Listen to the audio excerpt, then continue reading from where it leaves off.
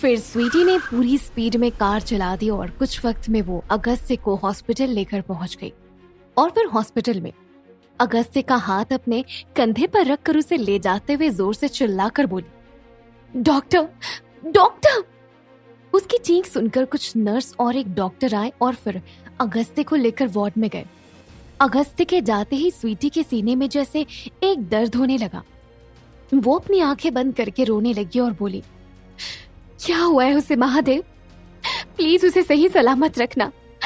आपको तो पता है कि वो बसता है मुझ में, मेरी धड़कन में, मेरी सांसों में है वो, लेकिन मैं उसे ये बात नहीं कह सकती और उसे माफ भी नहीं कर सकती। ये कहते हुए स्वीटी ने अपना चेहरा अपने हाथों में ले लिया। कुछ वक्त इंतजार करने के बाद स्वीटी उठी और घर पर कॉल किया। उसके कॉल करने पर गायत्री जी, जो औरत स्वीटी के घर में रह रही थी, उसने कॉल रिसीव किया तो स्वीटी बोली, मेरे पास किसी का नंबर नहीं है, इसीलिए आप मेरे रूम में जाइए और ड्रॉअर से डायरी लीजिए और अचिंत्य को कॉल करके बुलाइए। उसकी बात सुनकर गायत्री जी बोली, लेकिन बेटा हुआ क्या है? गायत्री जी की बात सुनकर स्वीटी अपने आंसुओं को दबाते हुए बोली, अगस्त्य की हालत अचानक खराब हो गई है। स्वीटी की बात सुनकर गायत्री जी घबरा गई और जोर से बोली, क्या? पर कैसे? उनकी बात सुनकर स्वीटी बोली, वो सब मैं आपको बाद में बता दूंगी।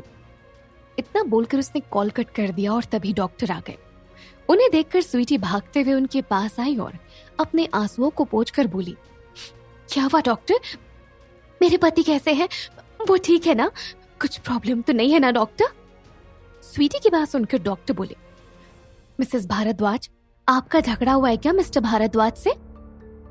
उनकी बात सुनकर स्वीटी सोचते हुए बोली, बात क्या है डॉक्टर? डॉक्टर फिर से बोले, उन्हें आपकी जरूरत है, नहीं तो उनकी जान भी जा सकती है। और मुझे लगता है कि ये बहुत ज्यादा दिन से किसी से क्लोज नहीं गए। बीवी होते हुए भी ऐसे दूर रहना कुछ समझ नहीं आया मुझे, लेकिन मैंने आपको बता दिया है कि आपको उनके साथ रहना होगा और उनका ख्याल रखना होगा। It's my suggestion.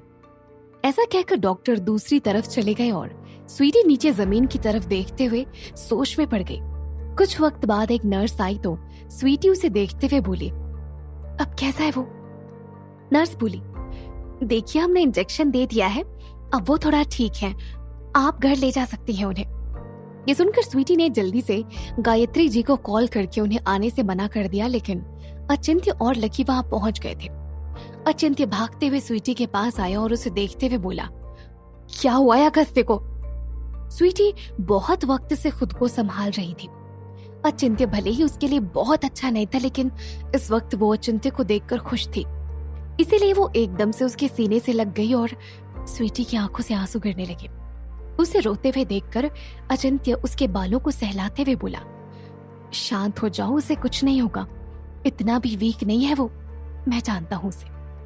उसकी बात सुनकर स्वीटी थोड़ा शांत हुई और अचिंत्य से दूर होकर बोली, डॉक्टर ने कहा है कि अब उसे घर ले जा सकते हैं।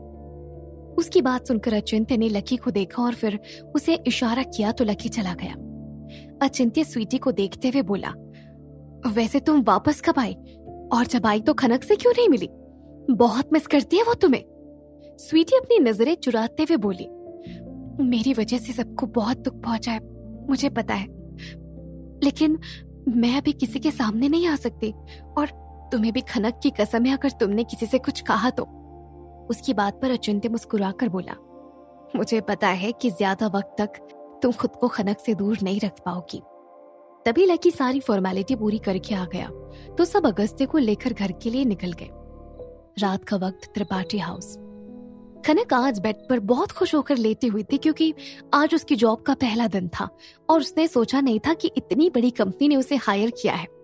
तो वो सोच रही थी कि वो भी बहुत अच्छे से काम करेगी और खुद की एक पहचान बनाएगी। उसके पास बस 6 मंथ बाकी थे।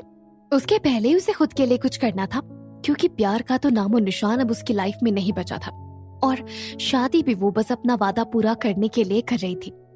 उसकी लाइफ में करियर और उसकी फैमिली के अलावा कुछ बचा ही नहीं था। वहीं दूसरी तरफ अंतरा रूम में अपने छोटे भाई से वीडियो कॉल पर बात कर रही थी।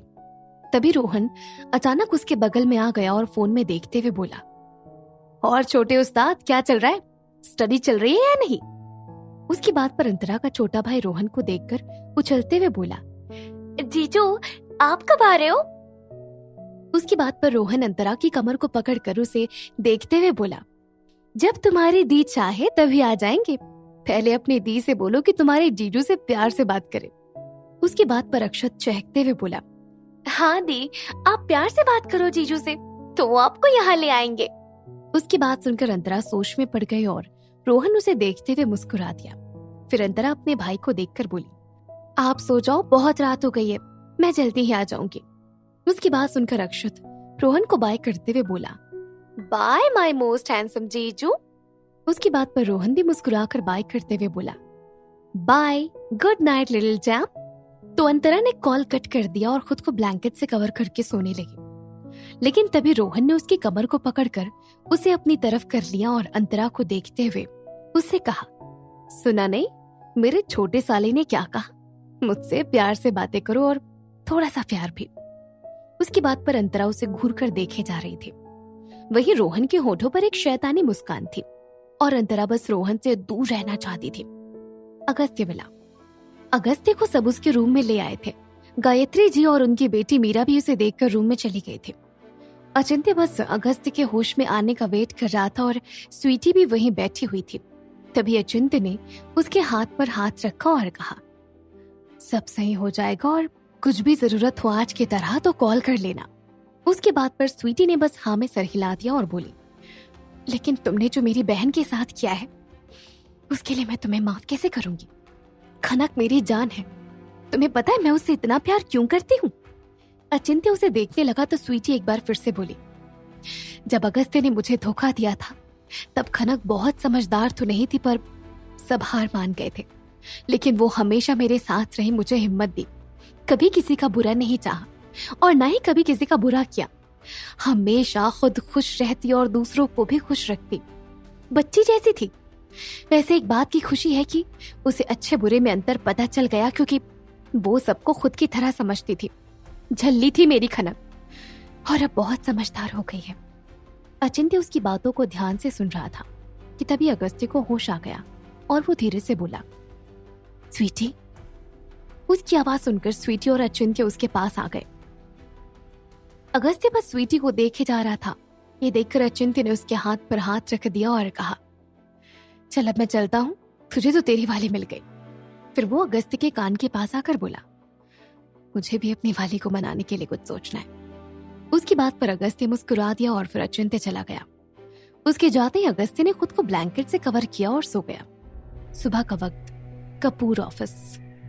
खनक वहां पहुंची तो सब बहुत ज्यादा परेशान थे। सबको ऐसे देखकर खनक भी कंफ्यूज होकर बोली, क्या बात है, सब ऐसे परेशान होकर क्यों बैठे हैं?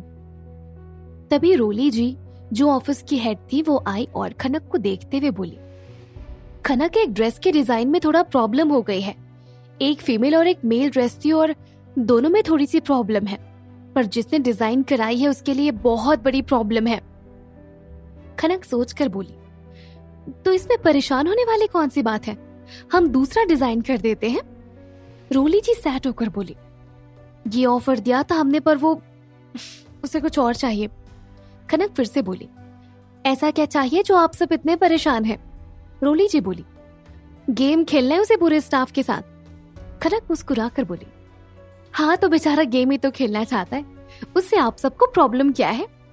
रोली जी सर पीट कर बोली, क्योंकि उसके गेम भी उसकी तरह हटकर होते हैं, पता नहीं कौन सा डेंजरस गेम खेलेगा, और सबसे बड़ी बात कि वो हमारी कंपनी का पार्टनर है। उसकी बात पर खनक बहुत सोचने लगी कि ऐसा कौन हो सकता है, और वहीं सबके चेहरे पर बहुत ज्यादा परेशानी थी। सब बस उसका वेट कर रहे थे। तभी ऑफिस के सामने कुछ ब्लैक कार्स आकर रुकी तो सब भागते हुए जाने लगे। रोली जी खनक को देखते हुए बोली, आ गया टेबल। उसकी बात पर खनक कंफ्यूज हो गई और तभी पीछे से एक लड़की जाते हुए बोली, हैंडसम डेविल, हाय मैं मर जावा। उसकी बात पर खनक उसे देखने लगी तो रोली जी उसे पकड़कर बोली, ऐसे शॉक्ड होकर मत देखो सबको, वो सच कह रही है। वो इतना हैंडसम है कि एक बार के लिए सबकी नजरें थम जाती हैं, लेकिन मजाल है कि वो किसी भी लड़की को नजरें उठाकर देख ले। उसकी बात पर खनक मुंह फेर कर बोली, ऐसा सिर्फ हमें लगता है, लेकिन कौन कहां कौन सी जगह पर क्या कर दे किसी को नहीं पता।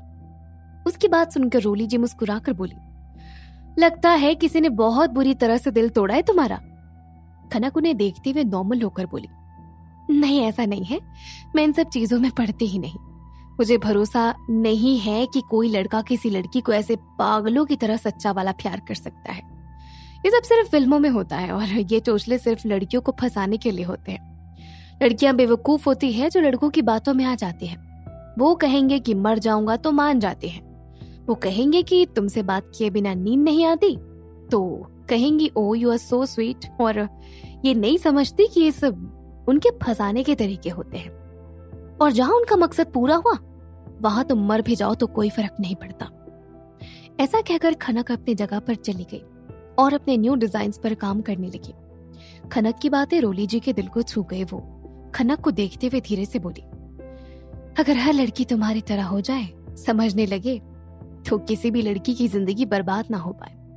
कभी निर्भया तो कभी अंकिता और श्रद्धा जैसी कितनी ही लड़कियां ऐसे कसाईयों से बच जाए।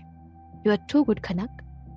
इतना बोलकर रोली जी मुस्कुरा दी और वो भी सबके पीछे जाकर न्यू अराइवल को वेलकम के लिए खड़ी हो गई। खनक अपना काम कर रही थी कि तभी उसके सामने किसी ने हाथ रखा। खनक ने नजरें उठाकर देखा तो ब्लू बिजनेस सूट में तरुण स्काई ब्लू शेड्स लगाए हुए उसके सामने खड़ा था। वो बोला, मुझे पता है कि तुम झुकने वालों में से नहीं हो, लेकिन आज बात हमारी कंपनी की है, तो आज तुम्हें कुछ नॉर्मल बात करनी होगी। क्या स्वीटी हार मान जाएगी? क्या खनक आगे बढ़ पाएगी? क्या अंतरा माफ कर पाएगी रोहन को? जानने के लिए सुनते रहिए माय हार्टलेस लवर्स सिर्फ पॉकेट एफएम पर।